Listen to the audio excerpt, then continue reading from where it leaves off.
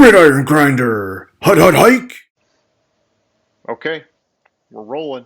It is Thursday night, but it is Gridiron Grinder time. And I'm Ryan. With me, as always, is my buddy James. Just a couple of dudes hanging out every week talking about what's going on in the NFL. Tonight's episode 50. And for tonight, we're going to kick things off with Name That Stadium, like we always do. Then we're going to talk about the news from around the league over this past week. And then after that, we're going to continue our 15-year draft analysis. Tonight, specifically, we're talking about the best players by position. And then we'll close things off with question of the week. And so, with all that being said, how's it going tonight, James? It's going good. How's it going with you? It is going good, man. It's going good. Squeezing it in early because I'm going to be out of town tomorrow. So I appreciate you being flexible with me. And, hey, we'll make it work, man. Okay, so why don't we do Name That Stadium? So this is a part of the show for anybody who's watching. As you can see, James is out there traveling the country. Every week he's got a new stadium in his background. We're asking our viewers if you think you know what that stadium is, submit your answer into our comment section, and the first person to get it right will get a special shout out in next week's show. So James, why don't you tell us where you were at last week, man? Last week I was in Minnesota. What do they have? What's it called up there? U.S. Bank Stadium? Yeah, Correct. U.S. Bank Stadium. Um, it was probably one of the most obvious ones to have because I think they're the only team with purple in it. But I kind of just figured, hey, I'll do it. It might be one of the only few I hadn't done yet. Okay, so no particular inspiration, just needed to check them off the list. Yeah, I should sit down and go through and list the ones I've been to see which ones I've missed at I some point. I got you. Yeah, there's probably some crap team that you're just not even thinking about. Well, hey, that's all right. I mean, U.S. Bank Stadium. I've seen the pictures. I know my brother's been out there. I mean, it's from what I hear, it's like a phenomenal freaking stadium, man. Yeah, another one that's better than fucking Ford Field because the Lions built it like 2 years too soon. Yeah, we were talking about that before. We missed the cut on all the like the super huge, sweet, freaking state of the art stuff, but that's okay, man. Maybe one day, the Lions, I mean, they're blowing it up right now. Maybe they win some games, and then, the Ford family's like, okay, we're going to upgrade. A man can dream. A man can dream. Maybe at some point the Ford family will be like, okay, we're gonna sell the team, Yes. and we'll get real fucking ownership in there that knows To how to build me, a winner. yeah. I mean, I'm seeing 50-50 partners right here, James. We just got to come I'm, up with, like, I don't know, 1.5 billion or something, whatever the Lions are worth. they can't be worth that much. They're a shitty team. Okay. I mean, I'm sure it's probably at least a billion because it's still an NFL team, but who knows? Yeah. So that's a lot of zeros to put behind a one that we just gotta, hey, you work for the government, man. Get us some of that government money. Yeah, I wish. If it was that easy. Okay, well, hey, let's move on and we'll do our recap of the past week. The big thing I saw, James, was the news about Carl Nassib out of the Las Vegas Raiders. I almost said Oakland Raiders. But, basically coming out that he's gay and, it was an interesting week. He had the highest selling jersey for at least a few days. Um, without a doubt, I'm sure it was hard for him to come out publicly like that, and took a lot of courage. And I think it's good for him, and it looks like a lot of people are showing support for him, which is nice. It sucks that this kind of thing has ever even been an issue in the past, but that's just the way our society has been, unfortunately. The thing that I was thinking about with this, though, that I wanted to mention is that some of these reports I'm reading are talking about him being the first openly gay player in the NFL. And I could swear just a few years ago there was that guy coming out of college. I forget who he was. He was a defensive end or an outside linebacker. I think he was a defensive end. That before he even got drafted, if he got drafted, I can't even remember. Uh, it was public for him. and maybe Mhm. he never was on an active roster, which is He why. never was on an active roster. He Okay, was he was drafted in the seventh. I somebody went through it to y- explain why it was is like the first active player in the okay, NFL because it was what Sam I think was his last name, yeah, it something sounds like so that. familiar. Yeah, yeah, but But yeah, he was drafted in like the seventh round. I forget he was drafted by, like Denver or something like that. No, he was drafted by the St. Louis Rams, okay, and it was like 2014, 2015, and then he never made the Rams. He got cut in like preseason or something. Then he was on the Cowboys practice squad for a little bit. He played in the CFL for a year, and like by 2016, he was out of football. gotcha. Okay, yeah, because I remember there was so much going on with that back in the day, Yeah, however long ago it was. And so when this story came out this week, I kind of just thought, I guess I didn't. I don't know. I'm so colorblind to this kind of stuff that, like, to me it's like, it shouldn't be a big deal, but it is, and I understand it. I just yeah. I mean, either way, hey, it's good for this guy that he came out and did this, and he's getting the support that he needs, and hopefully people, other people can do the same, and not feel like people are going to judge him or look down on him because I mean it's kind of pretty crazy that people have done that in the past, man. Um, but yeah, no. So thanks for clarifying that. Yeah, the other guy wasn't on an active roster. yeah. It was Michael Sam. Okay. He was out of Missouri. Yeah, yeah, I remember that. Yeah, I actually thought he had a shot because I remember he had pretty good size and everything, and but I knew he was just kind of a late round flyer kind of a guy, and so that made it a tough road for him. But okay, gotcha. It looks like he was just on preseason, and he was like part of the final cuts for the Rams, and then he Gotcha. was on the Cowboys practice squad. It was 2014, Okay. and Yeah, then so that's a while 2015, ago, man. 7 years ago now. Yeah. yeah, 2015 he was on the Montreal Alouettes of the CFL and retired after that season. Gotcha. Gotcha. Okay. All right. So the next thing I saw, which just I caught it today. I'm thinking it was news from today, but maybe not. Was David DeCastro being released by the Steelers, and so you know a pretty respectable guard now floating out there for teams to go after. 9 seasons for the Steelers, six of them Pro Bowl years. I'm sure he's going to end up somewhere.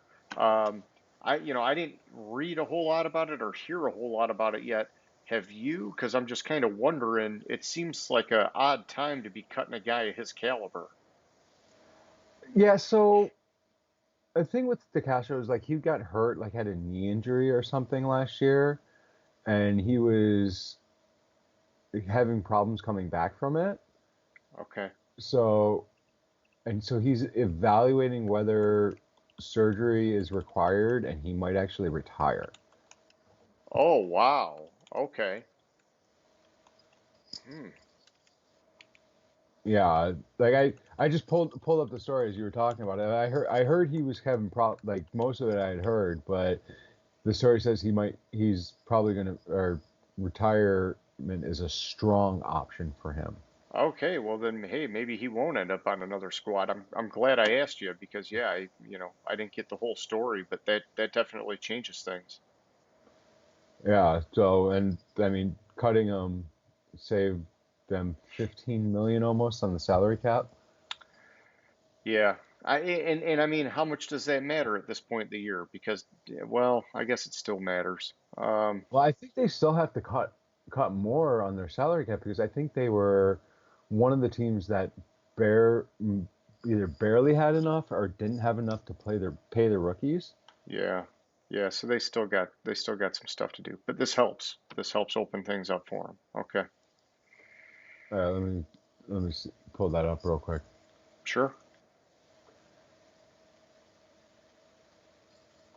Yeah, so now yeah, they have, looks like 7.3 million of cap space now. And that's, I That's after believe, him. and that, yeah, after cutting him. Yeah, so they were upside down. I mean, nope, that's still, oh, good. It's still including him on the, Okay. So they're getting better. They'll be all right. This helps big yeah. time. Gives them some breathing room. Okay. So the next thing I wanted to talk about is man, it's just all this frickin' Stafford hype with the Rams. I don't know about you, man, but it's starting to piss me off, dude. Like honestly, I've wanted Stafford to have a good year, but too much hype, and it's like this team is going to turn into like, the humble pie New England Patriots for me.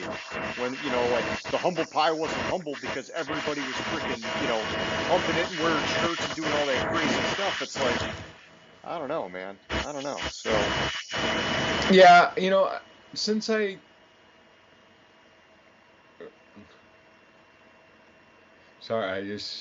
I was getting a lot of looks, interference there for a minute. I don't know about you. yeah, I was getting a little interference. So it looks like, but for the Steelers, real quick, it looks like their projected cap for rookies is 8 million. So I mean they have a lot of space. So that's weird because anyways, so the hype about Stafford, I was hearing the hype when he was traded. It Yeah. was like everything I was hearing when the Lions traded Stafford to the Rams was, and I buy into it. Like that's like a Super Bowl winning move. Okay. So so it's been there. It's just kind of coming to the forefront where it's like, oh, we expect this. We Yeah. expect them to win the Super Bowl as opposed to, oh, that makes them a solid contender. And Yeah, and I think that that's probably the part of it that's starting to rub me the wrong way. Guys are seeing him practice and they're like, oh, he's way better than advertised. And, oh, like, yeah, like you're saying, it's changed to an expectation. And that to Mhm. me is like, it's going back to, you know, fucking crown them, like they're not there yet, man. Like, I get it. It's a great team and they upgraded at quarterback with this trade, but man, don't be talking too much shit until you get it done. Like I don't know, man. I think back, you remember when Vic was with the Eagles and he was talking about the fucking dream team and all that shit. And then that team just like fell apart, dude. I mean, they just totally freaking crumbled on themselves. And so it's like, you can get excited, but like, man, it can't be like an all the time thing where you keep hearing about it unless you back it up. And maybe they will, and that's fine, but it's I don't know. I guess I do believe in being a little bit more modest, Maybe not like New England Patriots humble pie, but like just kind of, I don't know, dude. Have a little more Well, class. you mentioned Vic, and like I thought, like from what I remember of like the Vic era in Atlanta, was like they were like contenders like I'm talking about when he went every to Philly. when he went to Philly. Yeah, so he went to Philly and like the first year because he went there and he had, whatever, he had his like transition year or whatever. And then he started and there was all this hype the year that he came out as the starter. And he was talking about them being the dream team because they had so much talent on that roster. And I don't know, like, was that the year that Andy Reid got fired or whatever, or, mutually parted ways or whatever? I mean, it like freaking crashed and burned, man. Yeah, it Vic was never like he was good, but he was not that good. Yeah, dude, I mean, to me, he was a variation of, Cam Newton slash Lamar Jackson, where he was an electric runner but man, he fucking sucked as a passer. Hmm. And he had a crazy freaking rocket arm, but like he just was too inconsistent as a passer. And so, it was only a matter of time before basically he couldn't run like he used to, and things were going to change. And if he couldn't figure out how to pass, that'd be the end of it. And so, I don't know, man. Yeah. Yeah. So Andy Reid was there for almost the entire time Vic was there. It was 2012 that Reid left Philadelphia, and they brought in Chip Kelly. Yeah, I And remember that. Yeah. 2013 was Vic's last year in Philly. Which Yeah. surprisingly, I didn't know he hung on for a couple more years after that. Like he was on the Jets for a year and the Steelers for a year. I don't remember those. I've I vaguely remember when he was on the Steelers, and it seemed like such an odd fit. Like, what were they doing? But I do remember there was a time when teams were talking about, hey, get him if you can, because even if he's not your starter, you want to have that guy in practice so that your defense can learn how to stop those Yeah. kind of quarterbacks. But I don't know, whatever. I mean, I'm like so far off track now. But all right, let me bring it back. So the last piece of the news that I had was something talking about July 2nd coming up. That's the deadline for players to opt out for this season, which is basically just a carryover from last year with the whole COVID stuff. And I mean, what are you thinking? What are you hearing with this? I know some of the players are complaining about the protocols and they don't want to get vaccinated. Um, but it just seems like COVID's finally getting under control, and the numbers of people getting sick are going way down, and the deaths are going way down. Um, I guess I didn't, I don't know, maybe I just wasn't thinking that we'd see like a ton of people opt out, and so when I saw this hit the news, I thought, yeah, I guess there probably could still be some guys. Are you hearing anything on that? Opting out, no. Like I did hear a little bit on like the agreement that they reach, and it's like in addition to like the different protocols, like if a player opts out, they won't get the stipend that they got last year. Okay. But if for like they also agreed that like vaccinated players, if they get COVID, the team can't claim it's a non-football injury illness and try to pull back their pay if they're vaccinated. Okay. If they're not vaccinated, they can. And just like stuff like that. So like they're really Huh. going after players you get vaccinated and Well, don't yeah, and fuck that's a around. lot of that's a lot of incentive for a player. Hey, Hmm. if you're vaccinated and you get sick, we're still going to pay you. That's huge incentive. Yeah, plus like on the road, they're not quarantined to the hotel. Like if you're unvaccinated, not vaccinated, you can't leave the team hotel, you can't do this, you can't do that. Okay. You're tested every day. Where vaccinated, you're Yeah. tested every 2 weeks. You can go out and do whatever the fuck you want on the road. Yeah, I heard the testing's one of the big things that the players are complaining about is that they just don't Yeah. want to do that every day. Well, I don't know. I say get vaccinated, but everybody's got to do their own thing, I guess. Hmm. So what else you got on the news, man? Anything that you picked up? Uh, One of the things I picked up was Brady. Apparently he's on. He's going to be on. I forget what show it is. It's on HBO. It's like the LeBron James, Kevin Durant show or whatever. It's like not undisputed, but whatever it is. It's on HBO. It's released on Friday, but they released a clip of the interview, and he said like talking. He was talking about like the process of finding a free agency last year, Yeah. and like when it was coming down to like the last few teams, he said something like, "Yeah, when they told me they didn't want to sign me, I was like, you're gonna keep that motherfucker over signing me." Or something like that. And there's been a lot of speculation as to what team he was talking about. Yeah. Yeah. Now I want to know. So is that going to be on Exactly. the show, is what you're saying? I don't know. Like I just saw a little bit about it, but then like it never really was like just like the speculation as to which team it was talking about. Like is were they talking about Chicago and Mitch Trubisky or San Oh, that'd Francisco be and Jimmy wild. Garoppolo Yeah. or stuff like that? I mean, Kansas City with Mahomes. Okay, well, yeah, then, that's a different story. But yeah, I mean, if some team had a chance to get Brady and they didn't, wow, they're Hmm. kicking themselves. Somebody should have gotten fired, is what should have happened.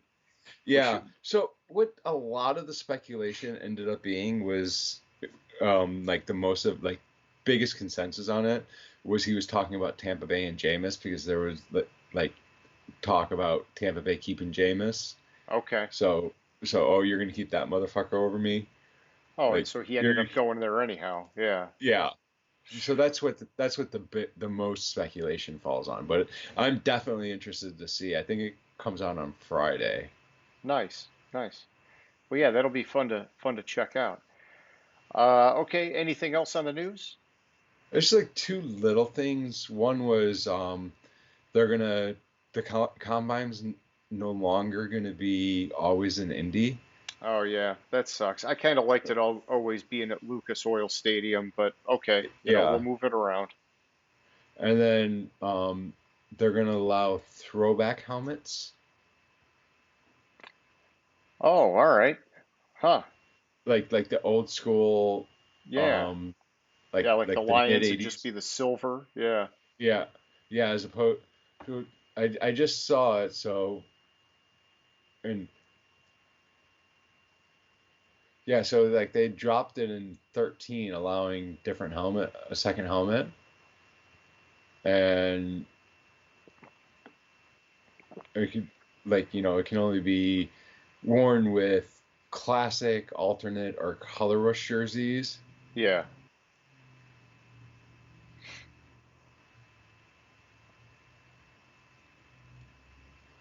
But yeah, I thought that was interesting because like the news article I saw on it had like the old like the '80s Denver Broncos helmet with like the Glock D and the horse. Gotcha. Yeah. And I thought that was interesting that they're gonna have an alternate helmet. Hey, they got to spice it up a little bit. That's all it is.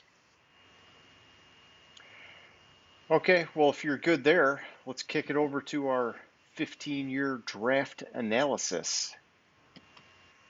Yeah, that's about all I had. All right. So, yeah, for tonight, we're going to be doing the best player, the best pick by position. And this is going to be the last of our multi-part segment here. Um, just for, shits and giggles, we're going to start on the defensive side of the ball, and then we're going to work our way up to offense. We'll finish with like quarterbacks because we know that that's, everybody wants it, so we're going to make them wait to get it. So let's start and, let's just, I'm pulling up my sheet here, James. Let's just start at the bottom with the safeties.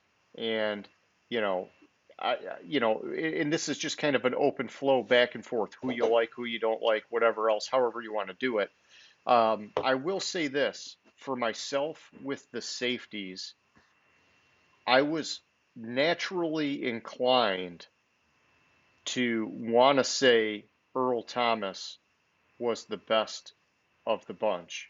Just because I don't know, like I thought he was such a phenomenal safety, and I know that he had his incident last year. Now his career may be over, and I don't know. But I actually I checked some of the stats, and I did a calculation on tackles per game and interceptions per game, and I looked at just sort of like how long the player was in the league, and I tried to compare some of the career average values and things like that. And there were a handful of great safeties, without a doubt. But the guy I was surprised at the end of the day that I was really impressed with, that I think everybody knows he's good, but I think he flies under the radar a little bit, is Harrison Smith from the Minnesota Vikings.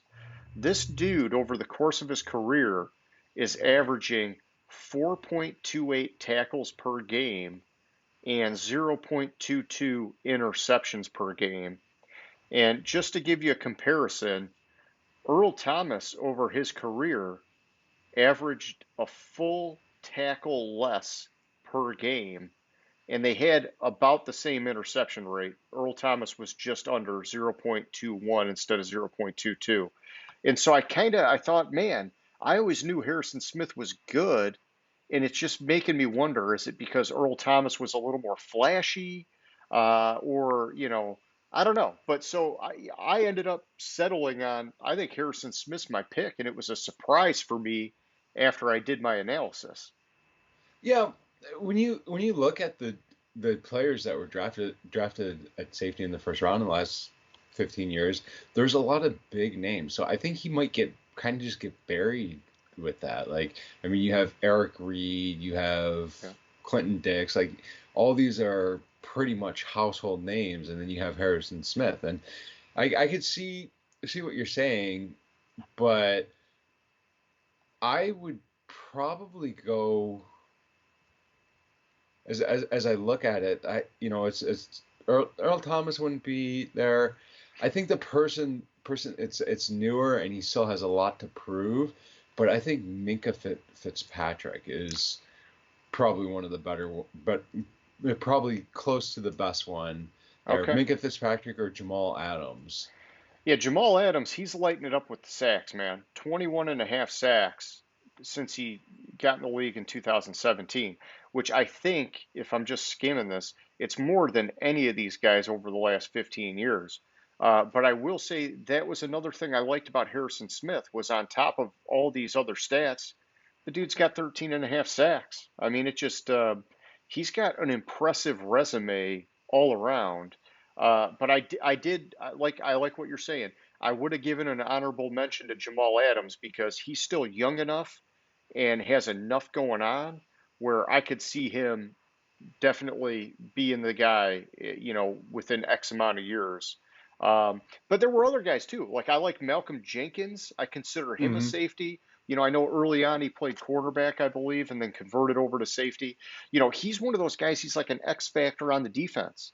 And so I think with some of these defensive positions, it's hard to put too much into the stats. But I think at safety, it's a little bit safer. And so yeah, a lot of good guys here. And obviously, we talked last week. I like Reggie Nelson. I thought he had a great career. And I was looking at his deal 3.41 tackles per game and 0.21 picks per game. I mean, like comparing him to Earl Thomas, man, they're almost identical. It's like, and that's a guy that, I mean, I knew him and I liked him, but he definitely flew under the radar. And he played 181 career games. That's a long career, especially to Yeah, maintain those averages. yeah. Another one that I kind of would think would be up there, and like if somebody else were to see the list, would be like Eric Reed, because that's all you hear about is like you have all these players here, Eric Reed, Eric Berry, they're pretty much household names. Yep. Yeah, and I liked seeing Eric Berry on here. I think the challenge is that his career was cut short, and so it's kind of, you know, you still want something out of him. But almost 4.25 tackles per game, 0.16 picks per game, and he had a handful of sacks. And then at the top of the list here, we've got Devin McCourty. We talked a little bit about him, I think, last week, which is he's just been this solid blue collar performer for a decade now at this point, and I mean solid stats, 644 tackles over his career, 28 picks. I mean I wouldn't want to take anything away from him either. Yeah. What kind of sticks out to about him is he went to Rutgers, Yep. and that's when Rutgers fucking blew at football. Hey, you can find the studs from anywhere, man. Yeah, that like I keep forgetting that he went to Rutgers, and it's like they sucked back then. Well, in the That and how Antonio long Brown he's heyday. how long he's been in the league for. I mean, Yeah. hanging on. Oh yeah. So I don't know. I'm giving it to Harrison Smith, but I don't really think you can go wrong, man. I think there's a handful of guys here that are definitely in the conversation. If you were going to give the edge to somebody, who are you thinking? I'd probably go with Jamal Adams. Like, yeah, Jamal Adams. I mean, he's more of a product of situations, maybe with not having such good as good stats as some of the other ones, because he did play for the Jets, who That's true. were terrible for most of his career. He only played half a season in Seattle, so half, maybe a little bit more. I forget exactly when he was traded up there, but I mean, he was. You look at like Jamal Adams and Minka Fitzpatrick. These guys were traded for. Jamal Yeah, Adams was yeah, 2 first-round picks. Minka Fitzpatrick was at least 1 first-round pick. yeah. I mean, yeah. They're both solid, and yeah, I think Jamal Adams. I'd like to see him get his interception numbers up there a little bit more. But I mean, the sacks are phenomenal, dude. I mean, yeah, solid, solid choice. All right, let's kick it up to cornerback.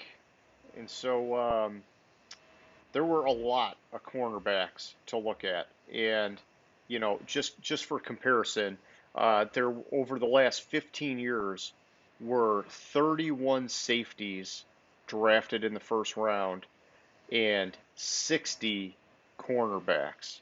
So twice as many guys to look at here makes it a little bit complicated. Um, the one that just stuck out for me, and I know we talked about this guy before already, was Daryl Revis. And, Mm. this is one where you got to be careful with the stats because if you look at his tackles and, you look at, his interceptions and his sacks, you definitely are going to find guys on this list that exceed him in those areas, especially on a per game basis. But the thing is, I think cornerback is different than safety in that nobody ever wanted to throw towards Hmm. Revis's side of the field. And so, that on its own was like, he's just a deterrent. And so he's not going to have the stats because he's just that fucking good. Nobody's going to test him. And so, Well, yeah, that's the thing with him though, is like he has pretty good stats for somebody that quarterbacks were that's true. literally Yeah. afraid to throw in his direction, and he still was able to put up all those stats. I mean, he was all over the field to get those tackles because he was probably, if not the last, one of the last corners in the league where quarterbacks were legitimately afraid to throw towards him. Yep. Yeah. He was badass, man. He was I mean, badass. I can't remember another cornerback off the top of my head that literally shut down the entire side of the field. Yeah. Yeah. And so, all right. So the other couple guys that I liked on this list, Jalen Ramsey, I think you can say he's in that top tier. I still give the edge to Revis. I Hmm. also like Tre'Davious White with Buffalo. He's in that top tier. And statistically, he's very similar to Jalen Ramsey. He's got a little bit less tackles per game, but a little bit more picks per game. And then I also, you know, freaking blew my mind on this, and it's a small, tiny ass little sample size. But Jeff Okuda, 4.56 tackles per game. So, hey, not much there, not much sample size, but that is a very high tackles per game rate out of the list of cornerbacks. And it will It, come down as he gets more games under his belt. but it will also come down as that defense gets better because it's kind of misleading with Akuda. If you look at the Lions defense last year, they couldn't stop the fucking run. No, they couldn't do So shit last year. Yeah. so your running backs on the third level already. The running games on the third level already. The last person to be able to tackle him is the corner. Like, I mean, that's all it Chase him is down. Chase him down. he's Yeah. he's just lucked into a shitty team to get to rack up his stats, and he still fucking only played like 8 games. Yeah. Yeah, it's yeah, too small of a sample size. Okay, so did you see anybody else on that list you wanted to, point out? The thing about the list I saw that stuck out to me was how many of these players are in the AFC North. Oh, I didn't really think about looking at it that way. Like you look at it, you have Stephon Gilmore who's New England. You have drafted by Buffalo and then went to New England. Then Yep, you have Tre'Davious White who was drafted by Buffalo. yep. Revis. Revis. I I'm mean, sorry, not the North, the East. or yeah, yeah, yeah. No, I mean, yeah, you got a ton of them. Cromartie played for the Jets for a while. Oh wait, no, no, Uh-huh. no. Yeah, I'm thinking. Yeah, yeah, he was. Yeah. Um, From Marty did. You have Leotis McKelvin with the Bills. Jason Allen. They put a premium on the cornerback position, man. Yeah, and like the tenure we're looking at, like that's pretty much the Tom Brady tenure. So that's what they were looking for, is that cornerback that could stop Brady. Yeah, that makes sense. That makes sense. And I know Belichick himself was always a huge proponent, and I'm sure still is, of having two solid cornerbacks on the Hmm. roster. And I remember, man, when they, yeah, yeah, yeah. Leave it at that. Okay, so what else you got for cornerbacks?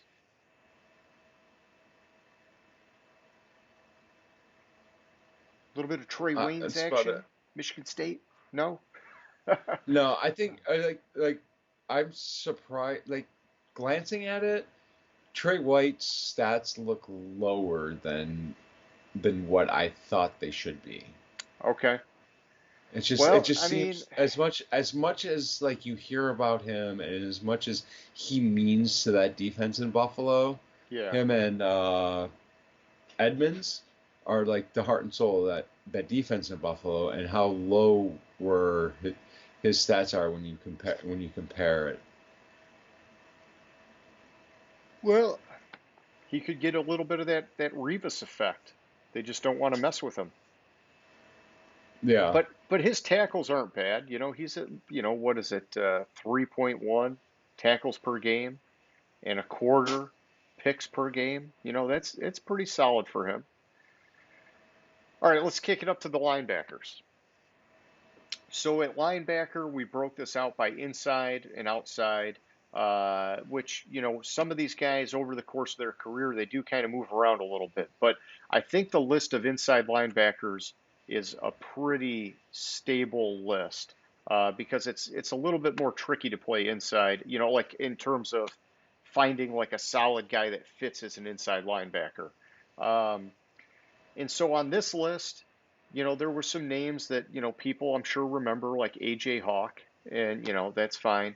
But, I liked to put a lot of the weight in the stats at inside linebacker. And so this was where my tackles per game came in handy. And then I also looked at sacks per game at inside linebacker.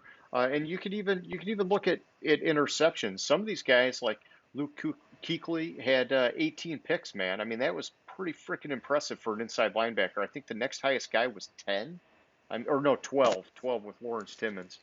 Um, and so there, a handful of guys here that I liked.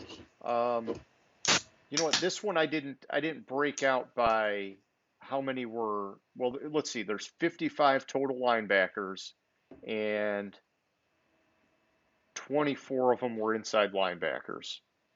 And so Luke Kuechly, he's my guy. I think he's the best of this bunch. And I told you before that to me, he's the best inside linebacker since Ray Lewis. But there is at least one other guy on this list that I think is worth mentioning, which was Patrick Willis. He had a phenomenal career. I know it was cut short. He had some, I believe it was concussion issues.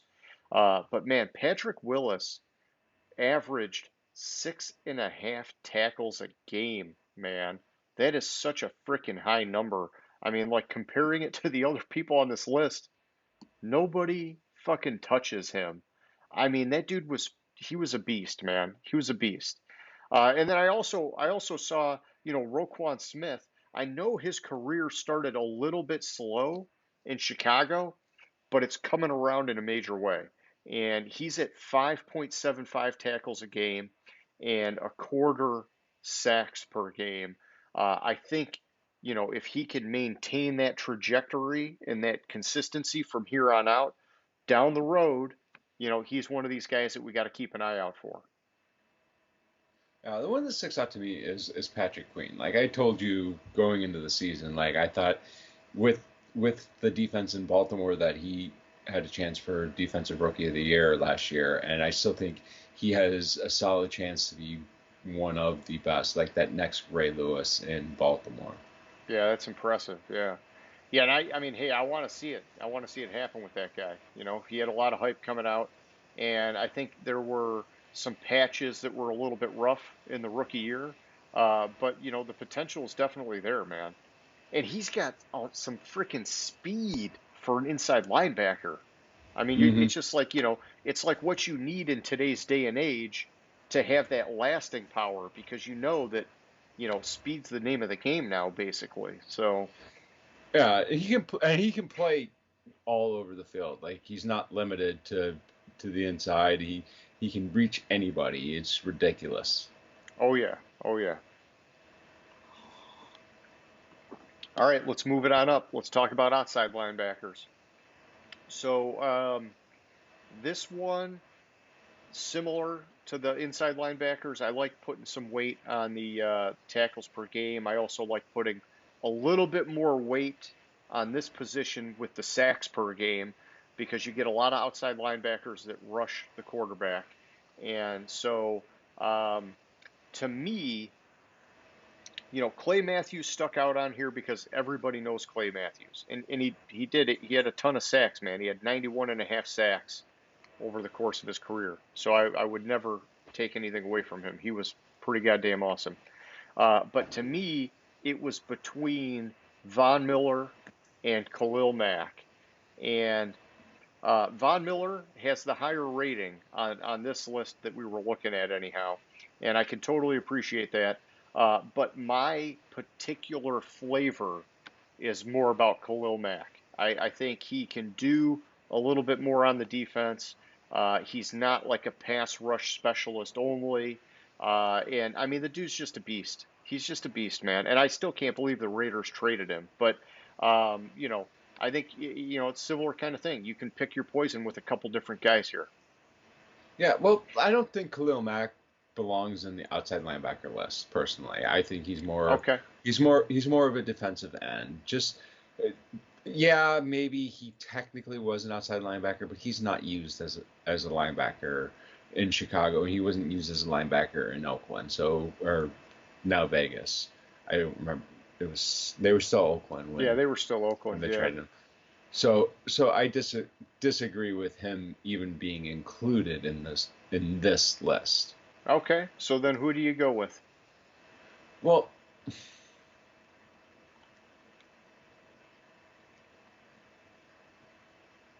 it's like I don't know on it because there's so many people that are like, oh well, he only lasted so long, or like I thought Ryan Shazier had a chance for it, but Yeah. he Yeah. Career cut short, man. Yeah. career cut short. Bud Dupree's I think I this one was a hard one for me. I probably would have to go with Von Miller. No, not Von Miller. Yeah, probably. Okay. I mean, Von Miller, 106 sacks. I gotta believe that's probably the highest on this list, actually. Let me just skim it. Yeah, Clay Matthews is number two with 91 and a half. So Yeah. there's nothing wrong with going Von Miller, man. I mean, he has been lighting it up over the course of his career. Yeah, my hesitation with Von Miller is honestly that Denver defense was it last year he was hurt, right? Yeah, he missed the whole year, yeah. And that Denver defense almost didn't miss a beat. Yeah, that's interesting that you would say that. Yeah. So and that's why like I kept oscillating on it because if the defense doesn't miss a beat when he gets hurt, it's like that's why like I didn't pick Bud Dupree. Bud Dupree's a solid outside linebacker, but that defense, what's his face? Who was the guy that when Bud Dupree got hurt, the guy just stepped in and Oh, I'm drawing a blank, but um, yeah, yeah, but yeah, I get what you're saying. It's like, if the system, the scheme is right, sometimes the players can be interchangeable. Yeah. exactly. This is gonna bug the hell out of me, so I have to look this up. All right, look it up, man. Because it was some like basically unknown. Yeah, and while you're looking it up, I will say this. Spillane. Spillane. Okay. So yeah, I was going to say that Chad Greenway from the Minnesota Vikings actually had a phenomenal career at outside linebacker, 762 freaking tackles, man.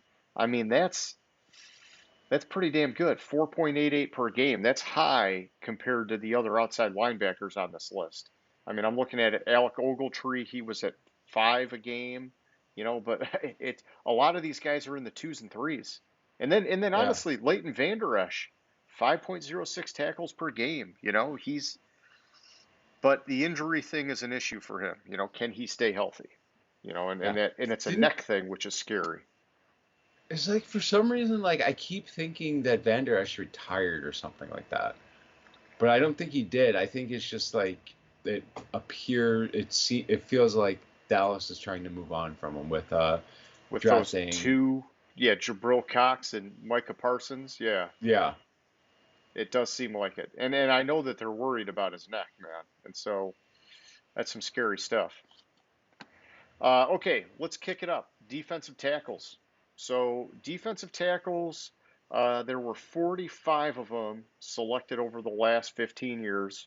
Not bad, sort of kind of, that's a good number. Um, and there were a handful of guys that I went back and forth on. Um, you know, that, listen, we'll talk about some of these guys, but I don't know how you could pick anybody other than Aaron Donald at defensive Mhm. tackle. This guy has just been a freaking dominator over the course of his career. I mean, every year he's in that freaking defensive player of the year talk. I mean, he's that good. And so, I will say this. When I went through, and I'm just looking at it right now. Aaron Donald has 85 and a half sacks, man, since 2014. It's just ridiculous for a defensive Yeah. tackle, for a freaking defensive tackle. Like, nobody's even close to him. Freaking Undamakong Suh has 64 and a half. He's the second Y- closest guy. And Yeah, but I will you say want to this, talk Sue has actually had a very respectable career. He's been a disruptor. It just, he was, the way he left Detroit was kind of, unfortunate. And he's been like a mercenary ever since. He did some time in Miami, some time with the Rams. Now he's with the Bucks. It's like I don't know, dude. Yeah, but the thing with Sue is you want him to play good, you only give him a 1 year contract. He signed that super Exactly. mega contract in Miami Yeah. and did shit, and then they traded him, and he had a year left, and all of a sudden he was doing fucking phenomenal. Was it? Where was he at for Miami? St. Louis, or not Yeah, St. with the Louis, Los Rams. Angeles, Yeah. with the Rams, and then Tampa Bay gave him a 1 year contract, and he fucking lights it up. You Yeah. give him more than a Yeah. 1 year contract, he kind of settles in and doesn't do shit. Oh yeah, and so all right. So other than Sue, one of the guys I wanted to mention was Haloti Nada because he played 180 games over the course of his career. This guy, rock solid for the Baltimore Ravens for a long time, and uh, our source that we were using here had him actually with a slightly higher rating than Aaron Donald, which blew my mind. But I do know Haloti Nada was awesome. And so, definitely got to give him a little bit of an honorable mention here as well. Yeah. Well, the other thing with Aaron Donald though is like he he's that true disruptor. Like Oh he yeah. almost basically led the Rams to beat Green Bay this past year in the playoffs on his own. If he Yep. wasn't hurt, the Rams would have won that game. And he's double triple teamed, and which strengthens the stats for the other players around that. He's double fucking triple team and he has fucking almost 90 sacks. Yeah. It's like, I mean, I think you can make the argument that not only is he the best defensive tackle, he might be the best defensive player in this mhm. 15-year period. He might be the best defensive player in the fucking history of the NFL. You're right. You're right. He's that fucking good, dude. Yeah. I He's a mean, beast. if you think about it, there's been a lot of good defensive players, but like he's definitely the best, probably definitely the best defensive tackle, but he might be the Yes. best Yes. overall defensive player ever to play in the NFL. Yeah, because when you get that kind of inside pressure, and you're never even giving the quarterback a chance to have a clean pocket. I mean, Hmm. that totally messes up an offensive game plan.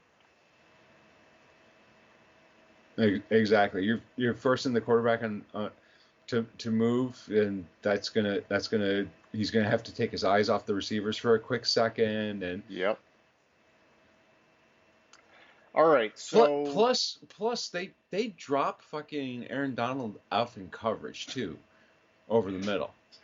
it's ridiculous, dude. It's ridiculous. Uh, all right. Any last remarks on the defensive tackles? I think I was surprised on how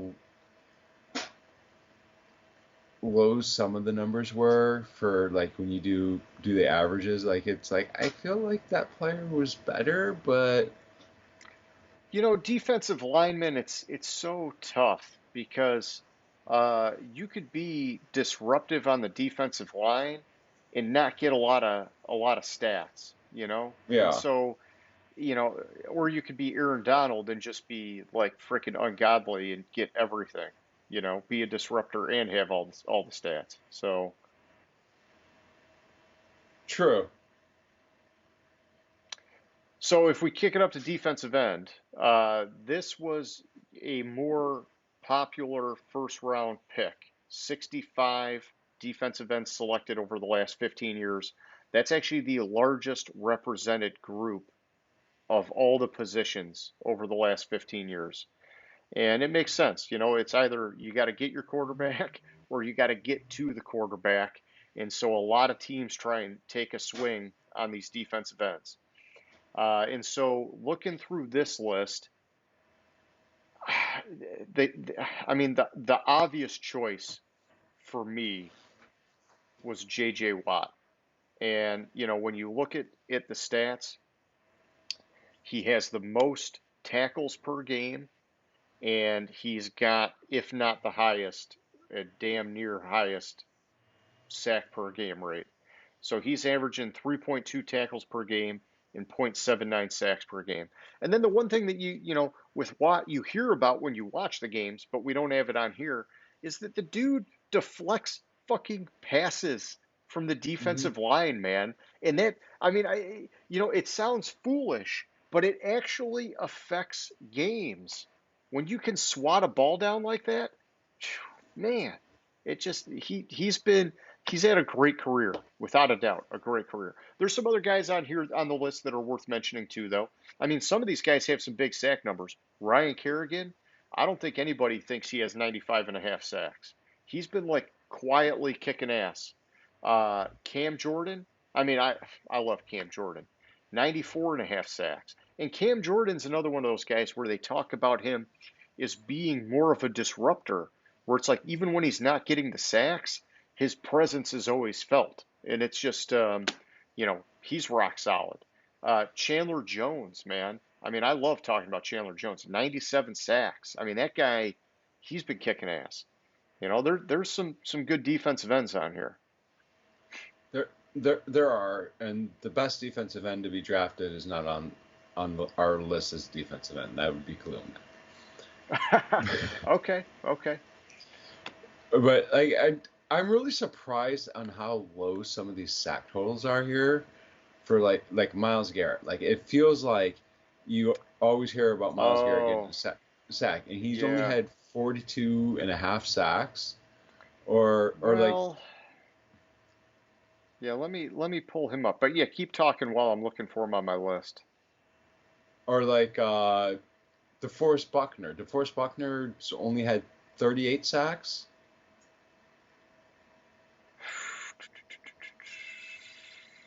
And Yeah, I don't remember DeForest Buckner getting a ton of sacks, but I mean, his sacks per game, he's getting about a half a sack per game. That's not bad, half sack per game.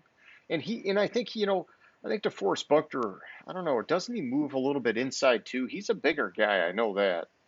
And yeah, then he might be play more DT than end. yeah, So that kind of makes sense. And that's a good point. I'm surprised how high Zeke Ansah's sack total is. Like well, all a right. little bit over half a sack a game. So yeah, well, because he's always injured, so it's deceiving, But when he plays, he's pretty good. But here, look, Miles Garrett, 0.83 sacks per game. I mean, let's just see who's even higher than that. I'm not seeing anybody higher than that. Yeah, I think the closest one is Chandler Jones. Nope, JJ Watt. Yeah. I mean, so I get it. I get and I think when you look at his total sack number, you just got to take it with a grain of salt because he's only been in the league since what, 2017? He's still young, dude. He's still got a lot of years left on him. True. I And mean, he missed a whole he bunch of does. games from that fucking Mason Rudolph thing, man. He missed a bunch of games from that shit. Someone is at the front door. True. Someone's at your front door, James. Yeah, I think I think the wife ordered food. Okay. And then honestly, Joey Bosa, he's another one that's still young and lighting it up. 3/4 of a sack per game. I mean, it's Uh-huh. man, yeah. I'm digging it. I'm digging it. Yeah, But he's missed a lot of time too. you're right. No, You're no, right. Or no, no, no, no. You're thinking no, the no, other. that's his brother. I'm thinking the other one. I always do that when we talk about the Bosa brothers. Yeah. Yeah, you flip them a lot. Yeah. But yeah, I mean, hey, lots of good players here at defensive end. I go Watt. You think we got to write in Khalil Mack, but hey, that's okay. Well, because I view Watt as more of a linebacker and Khalil Mack as more of a defensive end. Okay. See, I got him reversed because I always see Watt with his hand on the ground, and I see Khalil Mack always standing up. But I hear what you're saying. Yeah, and one thing I just noticed is what a bust of a pick he ended up actually being is Jadeveon Clowney. Oh, let me see. I never liked Clowney, man. Less than a little bit less than point 0.4 sacks per game. I mean, Yeah. he's number one overall pick. You expect better than that. Like you compare that to Chase Young. Well, yeah, he only played one season, 15 games. But I mean, he at least in that one season he averaged half a sack a game. Yeah, and for Clowney, I mean, he had the benefit, despite his bullshit about talking he's never played with a guy so good before, now that he's with Miles Garrett, he did have the benefit of playing with J.J. Watt in Uh Houston. huh. And, J.J. Watt was getting fucking double teamed every single play. Clowney should have been lighting it up in Houston, and he just didn't. I'm a Clowney Wasn't hater, man. I'm a Clowney yeah. hater. I, I gotta go to my another list because I want to say that there was another. Where is it? Darn it.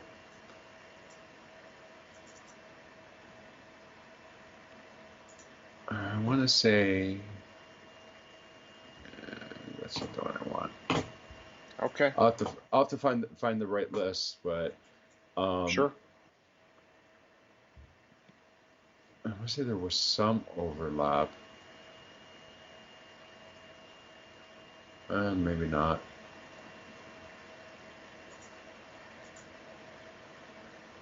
Yeah, no, there wasn't.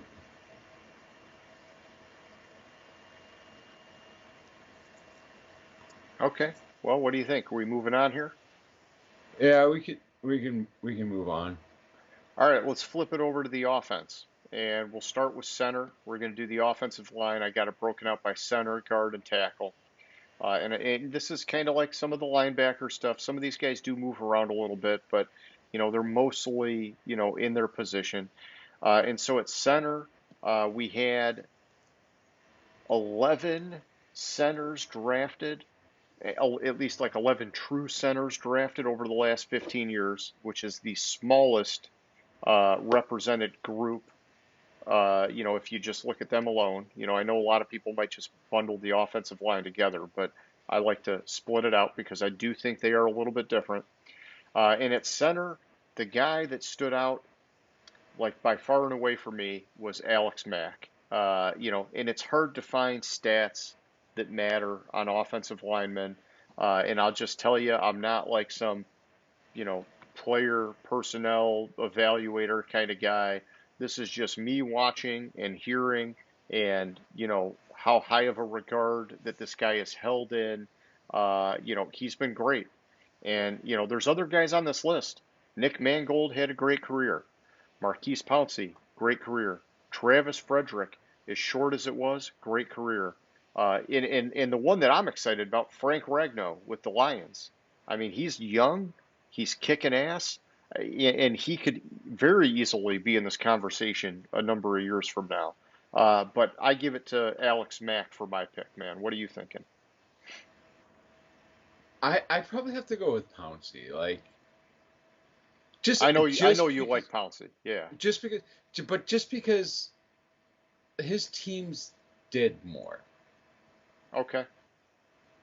Because like you look at Cleveland while Mac was there, they were pretty for a lot of it they were pretty shitty. Yeah, and so where else did he, I mean, so he's with he went to Atlanta and now he's with the 49ers and so, you know, he got out of the slums, but I hear what you're saying.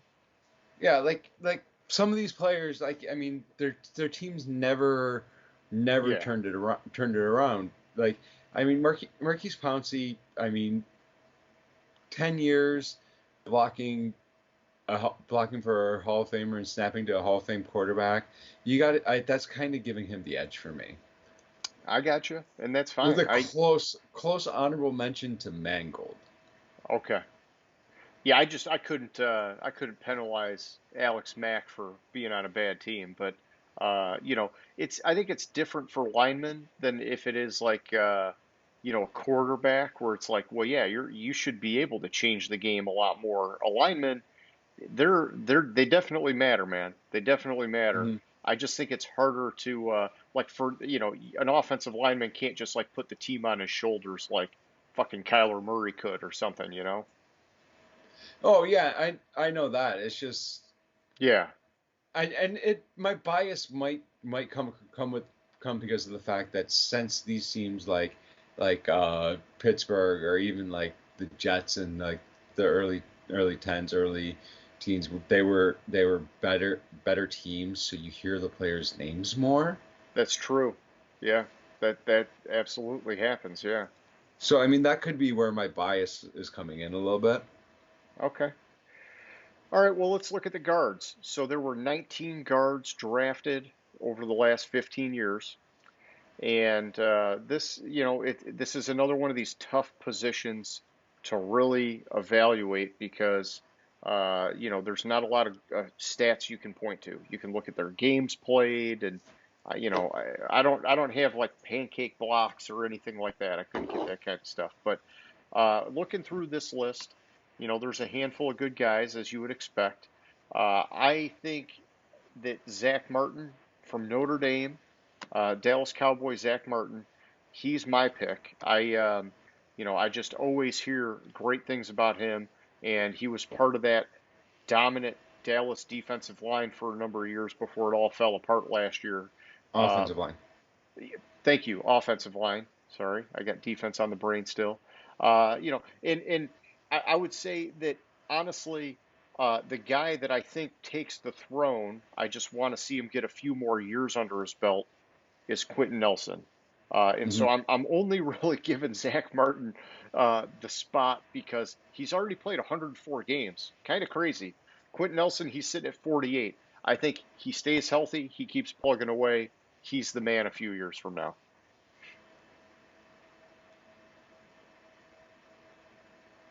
When did Andrew Luck retire? It was 2019, right before the 2019 season. Was it right before the 2000? Yeah, because they did the 1 year with Brissett, and then they did 2020 Yeah. with. So here's the thing. Andrew Luck retired because the offensive line could not protect him, Yep. and that's a huge knock on Quentin Nelson. I know it's not all his fault, but he was part of that offensive line that Okay. couldn't protect him. So that's why I would be very hesitant to say that he could get there.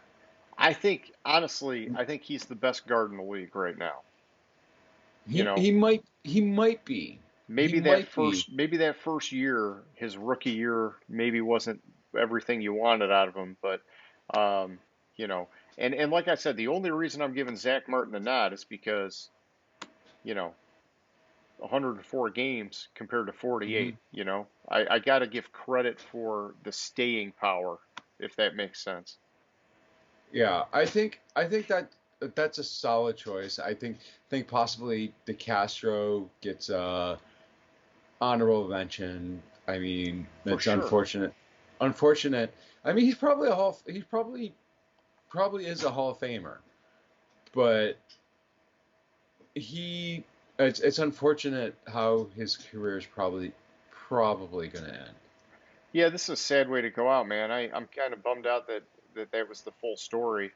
Another guy, I like mentioning Mike Iupati from the 49ers. Hmm. 140 career games, man. I mean, that's an impressive run. And then you got the other Pouncey on here too, you know. Yeah, like, and you're saying that he finished in 19? Are you sure about that? Because I thought the Pouncey brothers retired together. They did, yeah. So, I didn't create these stats, so some of them have error. But yeah, no, that's correct. They did retire together. Yeah, so I that's the Oh, kind of stuck up. is it because he didn't play this last year from injury or what? I was gonna look it up. Maybe he missed the season. I remember something was going on with him.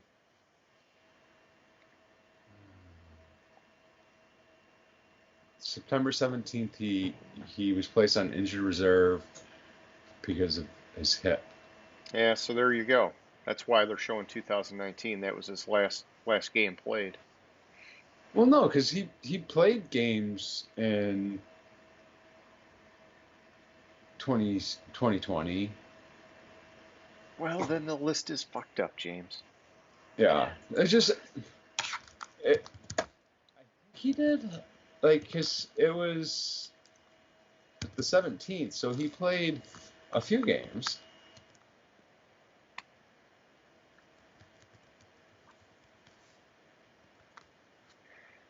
Well, damn it, I'll find my source. We'll send him a letter, ask him to fix it, redo the show next week, make sure we get it right, and move on with life. No, I guess he didn't play in any games. Wow. All right. And he only played in 5 in 2019. Okay. So yeah, if Okay. he missed it last year, then I guess that makes sense. Our stats are still good here. Okay, let's kick it up to tackle. Offensive tackle. 61 guys drafted over the last 15 years. It is the largest offensive group that's represented in the first round. Got to protect the quarterback, man. And, I already spilled the beans last week. Told you that I'm a huge fan of Joe Thomas. I think he was just dominant in Cleveland. There's other guys on here. Obviously, I got to mention Joe Staley, Central Michigan, fire up chips. But, aside from being from Central Michigan, had a hell of a career with the San Francisco 49ers. Started 181 games. I mean, the dude was just a rock solid left tackle, man. But I think Joe Thomas was better, but Joe Staley was pretty damn good too. And there are a number of other guys. Dwayne Brown, he's had a great career. Trent Williams, he's having a great career. Tyron Smith, Eric Fisher, another Central Michigan guy. Wow. No, I don't put Eric Fisher in that top tier, but I do got to point him out because he went to Central Michigan. Hmm. And then, a little lower on the list, we talk about Mekhi Becton, young, but fucking dominant. I mean, you know, who do you like out of these guys, man? I mean, Joe Thomas is my pick, but I do like a lot of guys on this list. So one guy I like, and we'll see how it actually pans out, is I'm really excited to have fucking Penny Sewell. Hell yeah, I like hearing that. I don't like that they moved him to right tackle. That kind of pisses me I off, don't but, like I don't like that, but I'm really fucking excited yeah, about the potential of him. I agree with you, Mekhi Becton. Mekhi Becton is going to be a phenomenal talent. I think on this list, like I would keep going back and forth, and probably will always go back and forth between Joe Staley and Trent Williams. okay, Like Trent Williams is currently the best offensive tackle in the league. Joe Staley was that for a long, long time until, and I think it was about a, a year or two into Trent Williams' career when Trent Williams took over for that best player. So we're talking what, like 2011, 2012, where okay, Trent Williams took over for Staley. So I think Trent Williams is better than Staley, but you can't go sure, wrong with either one of them. okay, nice, nice. Okay, well then let's move it over to tight ends. And tight ends, there were 15 selected in the last 15 years. That's the smallest non-offensive line related group. So we had 11 centers, 15 tight ends. And so looking at these guys,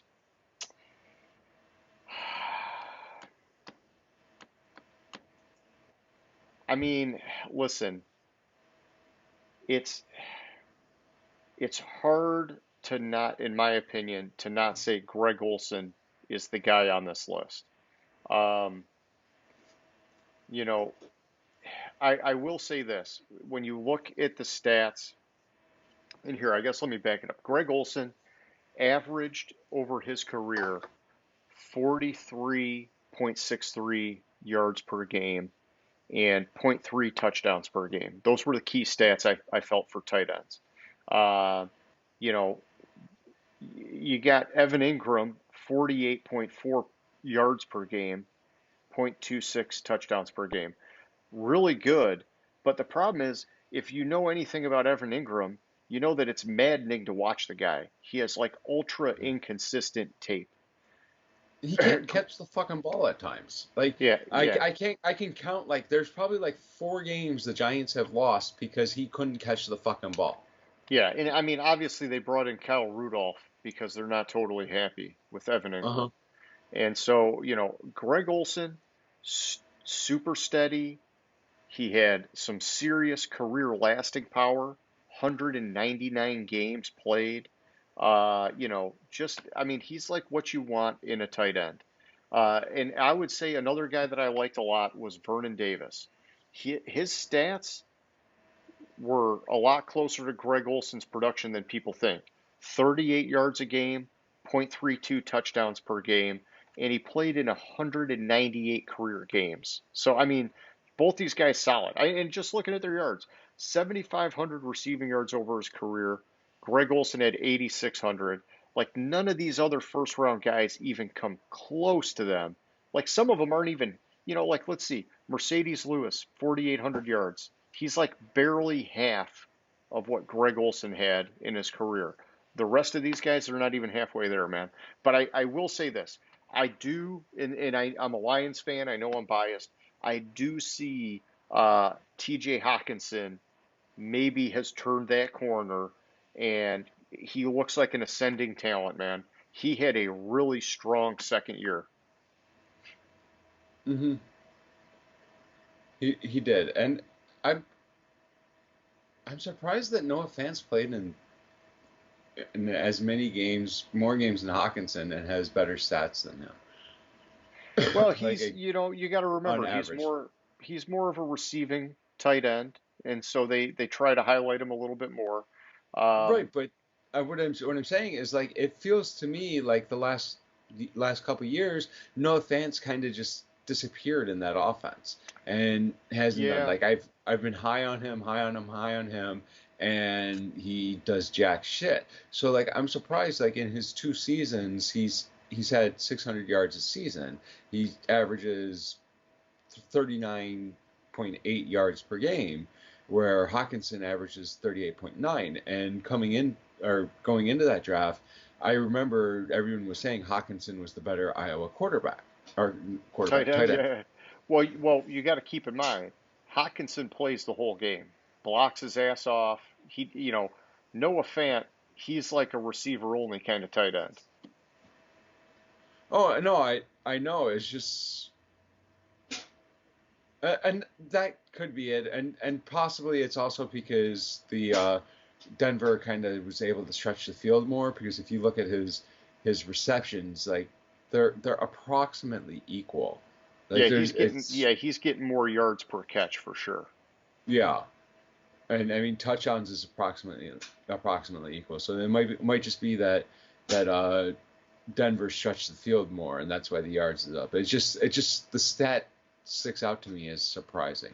I completely agree with you though on Greg Olson. Greg Olson and oh, just lost my Greg Olson and Vernon Davis. I was going to go somewhere else with this, but I Okay. mean they had a lot of staying power. It's also surprising to me how many of the great tight ends that are in the league now weren't first round picks. Yeah, that's true.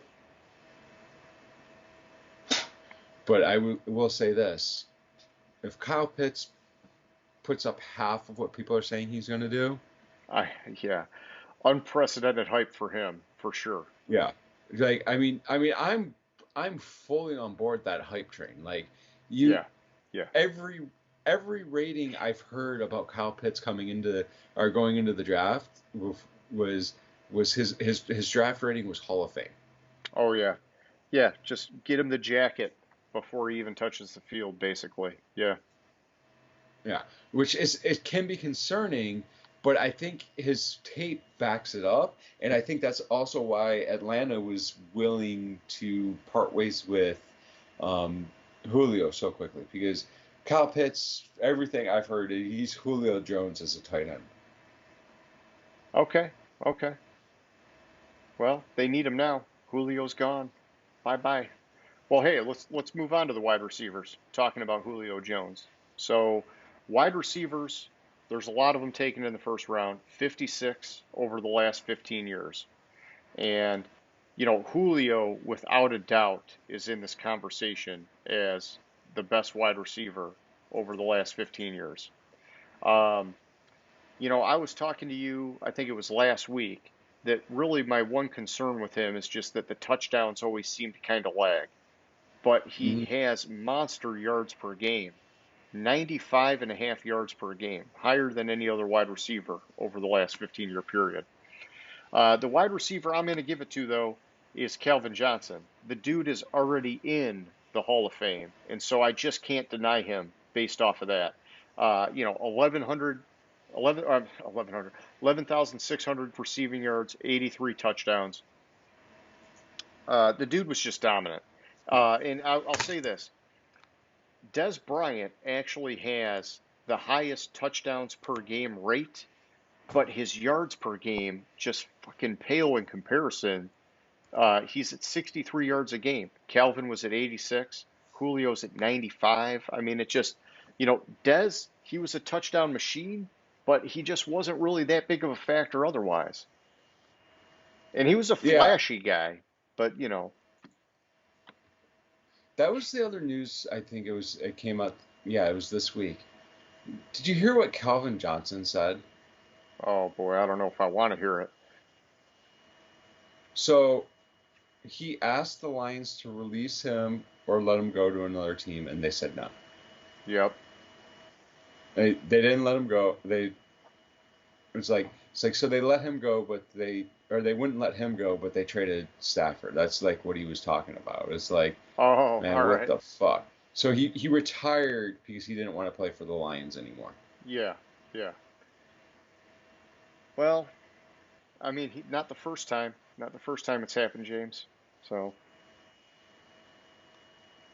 Yeah, it kind of pissed me off.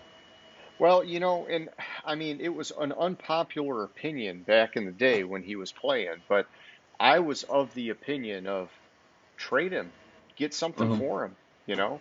Like the team wasn't going anywhere. Why do you want to hold the guy hostage? I get it. You don't want to set a bad precedent of, okay, everybody's going to start jumping ship now. But they already lost Sue, and then they had the problem with Calvin. It's like, dude, like it's the same with Sue. If you don't think you're going to re-sign that guy, find a way to fucking trade him so you're at least getting something in return. Yeah, I don't know. I don't like that the Lions haven't been able to do that. It's just we Hmm. get left empty-handed with like the rare good players that we end up getting. It sucks. Oh, I completely agree there. As far as the best ones, really, his yard total is that? Wow. I mean, I will say this: Odell Beckham's had an electric start, Odell 0.62 Beckham touchdowns fucking per game. sucks. I can't. I'm saying electric start. It has calmed down every year that he's been in the league. And so I don't see him being legitimately in the conversation down the road. But, he has had one of the best early parts of his career among wide receivers. Yeah, no, what threw me for a second was it feels like DeAndre Hopkins in 126 games, he has 10,000 yards. That's it just it feels low to me for as hyped as he is. But I mean the average isn't bad, Well, but I mean, he's only been in the league for 7, 8 years, something like that. So right. he's doing over 1,000 a year. But that's the thing about Hopkins that sticks out to me is he had shitty ass fucking quarterbacks down Oh, there he never, in yeah, he Houston. never had a He fucking had he had quarterback. what, like Yeah. 2 years with a good quarterback or a year with a good quarterback, and he Yep. has fucking 10,000 yards. Yeah. Yeah, I mean that on its own says he's just freaking badass. So, Yeah, I would have liked his touchdown total to be a little bit higher, but I mean, because he's in, but I mean he's still higher than Julio a little bit, slightly higher than Julio. But you're right. You gotta give it to Calvin to have 11,000 yards in 135 games and be done with your career and average .6 touchdowns a game. That's just fucking ridiculous. yeah. Yeah, I mean he was on a different level, man. I mean he was huge, freaking huge, and he had blazing speed. Yeah, it just watching him on the field, he just towered over everybody, man. Hmm. Okay, so let's move it on here. Let's get to running backs. And so, running backs, let's just check the numbers real quick. There have been 31 first round running backs over the last 15 years. So, running backs, they've kind of simmered down a little bit. Used to be the cream of the crop. Everybody was drafting running backs, and then it kind of faded away as we got into more of a pass first kind of a league. And so, looking at these 51, is it? What did I said? Yeah, 50, oh, 31 running backs.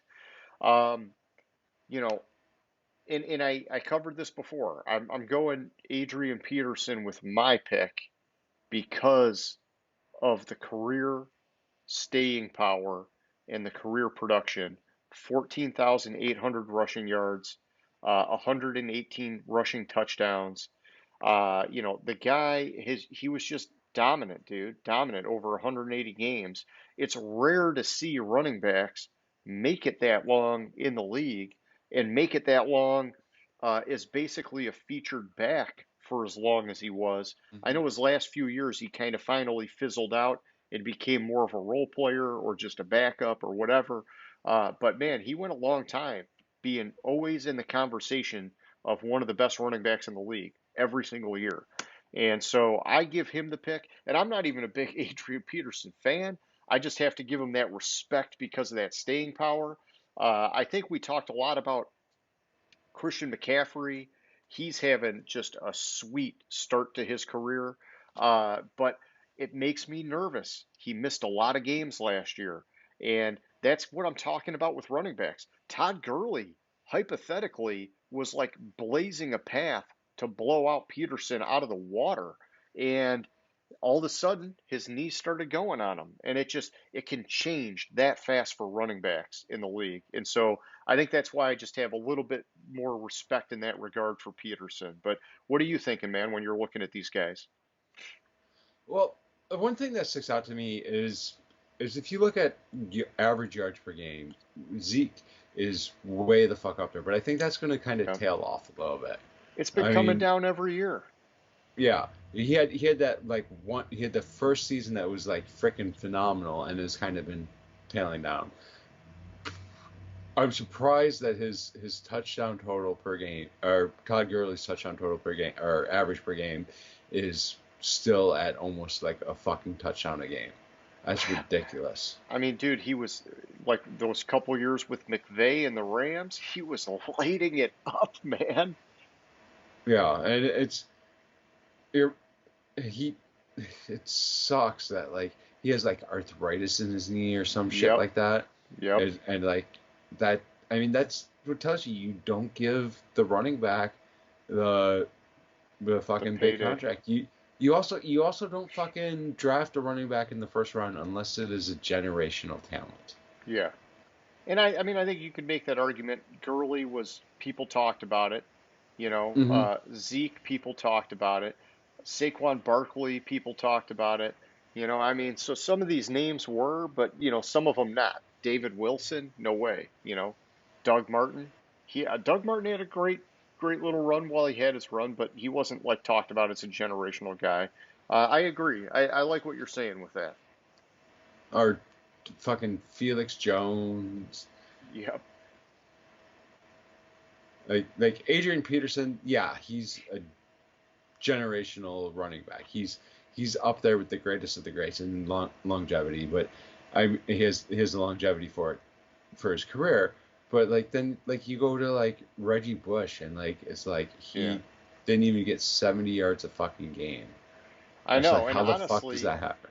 I was actually surprised that it was 67 yards a game because he was like very limited in his use with New Orleans. I mean, they Hmm. they were always running like a three-headed monster out of the backfield when he was there. And I remember him being more of like a punt returner for them, is where he got a lot of work and a lot of his field action. But, he did squeeze out some yards, so I'll give him that. It just, for being the number two overall pick, it's hard to say it's not a disappointment. Yeah, exactly. And I think the Giants are going to regret the Saquon Barkley pick at number two as well. Yeah, and man, here's the thing with Saquon Barkley. I like him. I think he's a great running back. I think it's one of these deals where it's like that team needs to get some fucking offensive linemen, and Yeah, give the guy a lane. Like they're doing him no favors, man. yeah. This is why I was against the pick is because of the fact that you don't have the offensive line to block for him. You don't Yeah, have let me see. Daniel Jones was drafted in what year? It's 2019. 2019. So when you drafted Saquon, you didn't have you had Eli that was on the tail end of his career. You weren't close to a fucking Super Bowl team at the time. You draft Yeah. the running back, you draft the great, the generational, or the running back that could be great when you are right on the precipice of winning a championship, and that's the last piece you need. Yeah, yeah, it's a luxury pick unless, yeah, because you got to get your offensive line right. You got to get other pieces right. I hear what you're saying. Plus, there's so many good running backs now. You just wait and get a Hmm. guy and focus on building your trenches and doing other things. I'm all about that, man.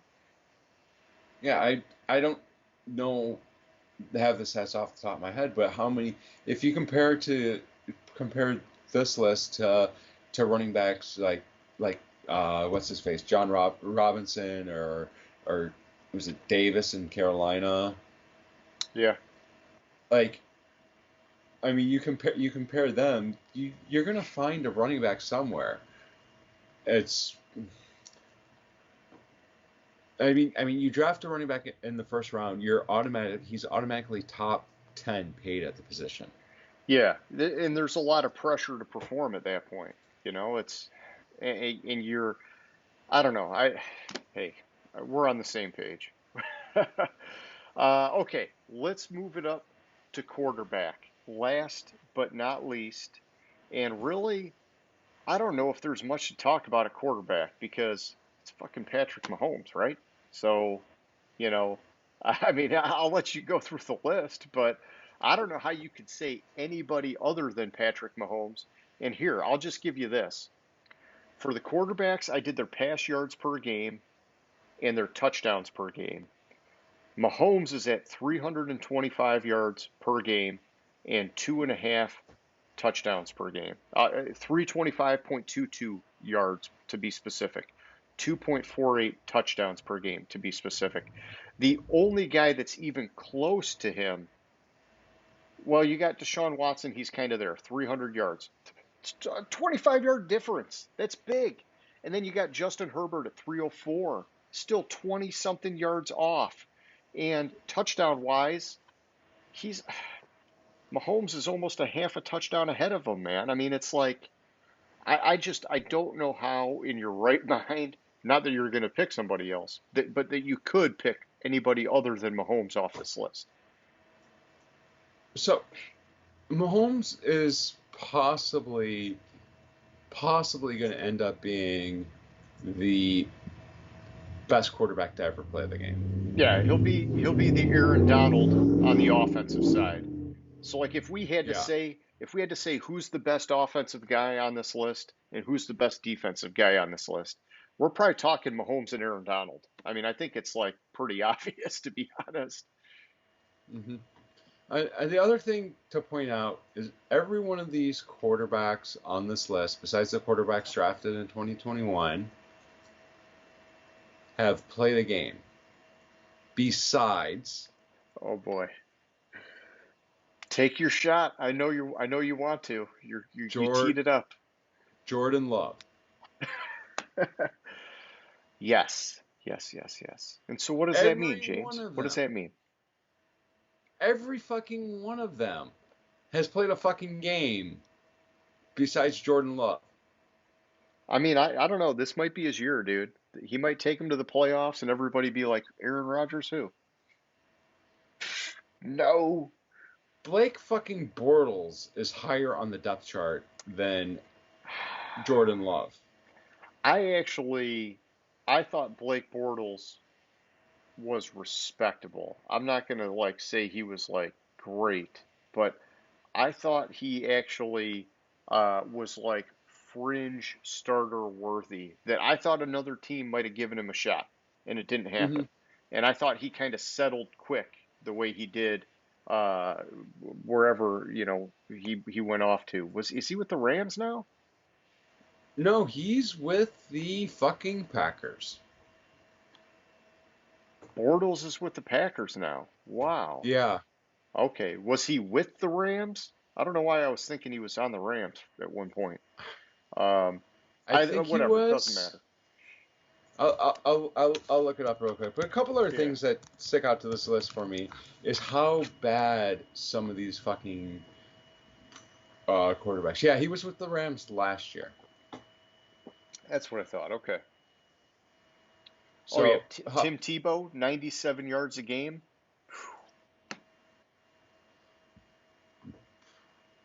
it's like even like Tua, like as hyped as he was, only 192 yards a game, Yeah. or Dwayne Haskins, who played a full fucking season, 184 yards a game.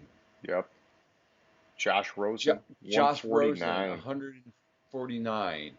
Paxton Lynch, 169. Like Johnny Manziel, 138. There've been a lot of EJ swing Manuel. and misses. Yeah, a There's lot been of swing a and lot of misses. fucking swing and misses. And I mean, you look at Blake Bortles' career stats. You know, I think he could do a decent job in Green Bay. I mean, he has 250 yards a game. He was with Jacksonville, who was a shitty team for most of the time he was there, Yeah, yeah. except for like the one season.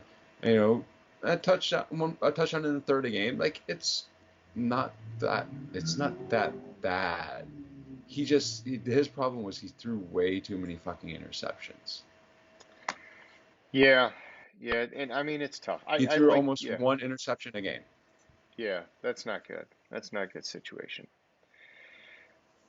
All right, that's all I got on the 15-year draft analysis. Any final comments before we shut that down?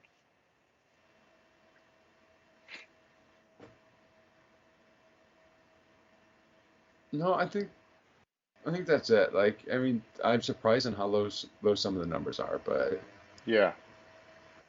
Hey, a lot of bust, man. Swing and miss. Okay, let's hit the question of the week.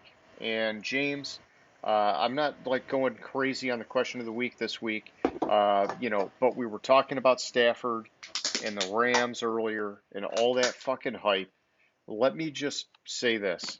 Question of the week, over under 35 touchdowns for Stafford.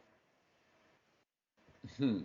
Because I think that that's the threshold that if you're going to be that top tier, I want to see you get at least 35 touchdowns.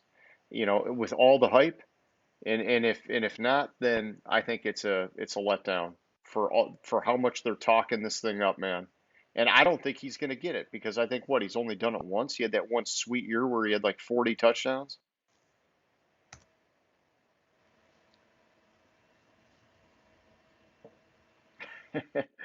With McVay as coordinator, or not coordinator, and McVay's offense and the offensive genius that everyone says McVay is, I could see it happen. I doubt it will, but I would say it's a possibility. I don't think that that's the threshold for Okay, him to for him. I think it's more around 32. 20 28 Oh, in the 20s? Come touchdowns. on, Yeah, man. you supplement it with the running game. You have that fucking defense. That defense is Yeah. ridiculously No, good. I And hear that you. I hear you. But for how much they're hyping him, I don't know, dude. He's got to be in the 30s for touchdowns. If he's not, I don't know, man. I mean, hang on a second here. Hang on a second here. he 25.6 touchdowns a season approximately. And that includes a few seasons where he didn't um play. Yeah, but what I'm looking at is here. I'm just gonna pull this up. Okay, so 2018, Goff had 32 touchdowns. 2017, he had 28 touchdowns. I mean, Stafford's got to get above 32, man. If he doesn't get above what Goff did in his best year with McVay, I don't know, dude. I don't know. I like I said earlier, I don't like how much they're hyping it up. It's pissing me off, man. I will say this: when it comes to Stafford, there is one thing and one thing alone that matters. Does he win the Super Bowl? Yes. Yeah, All right. It's a successful season. you're right. That's the only thing that's going to matter. Yeah. Okay. All right. So, yeah, for anybody who's watching, similar to Name That Stadium, hit us up in the comments section. What do you think? Stafford over under 35 TDs? Or do you think that the bar needs to be somewhere else? I think that that's where it should be for all the hype. James thinks it should be lower. Give us your thoughts. That's what we're here for. We want to talk to you guys. And so, James, that's all I got for tonight, man. You got any closing thoughts? No, I don't think so. Okay, so we just got to come up with something for next week, but I have some ideas. So anybody who's still watching, we hope you like the show. If you did, give us the thumbs up. If you really liked it, hit the subscribe button. And, other than that, give us some comments. Let us know how we're doing. All right, James, it was cool, man. I will catch you later. All right. Have a good Gridiron Grinder. Hut hut hike.